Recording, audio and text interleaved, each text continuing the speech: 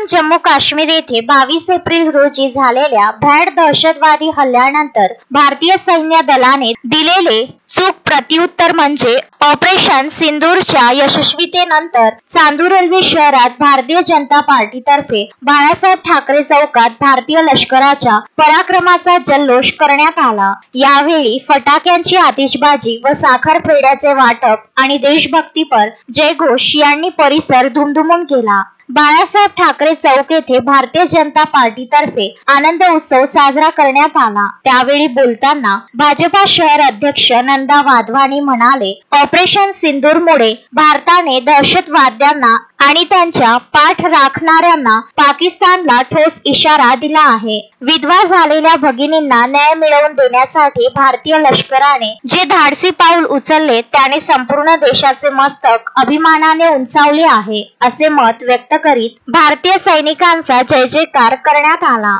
तसेच पाकिस्तानच्या विरोधात जोरदार घोषणाबाजी देण्यात आली व पाकिस्तानचा ध्वज जमिनीवर ठेवून धिक्कारही करण्यात आला। यावेळी भारतीय जनता पार्टीचे शहर अध्यक्ष नंदा वाधवानी, पप्पू बालेराव, भाजपा ज्येष्ठ नेते उत्तम ठाकरे, बंडूभाऊ भुते, जाकीर भाई, गुड्डू बजाज, जीतू जैन, राजू सोळंके, स्वाती मेटे, सविता ठाकरे, अपर्णा जगताप यांच्यासह भाजपाचे असंख्य कार्यकर्ते व नागरिक उपस्थित होते। Piyush Thombare, Vidarbha news, Chandur railway.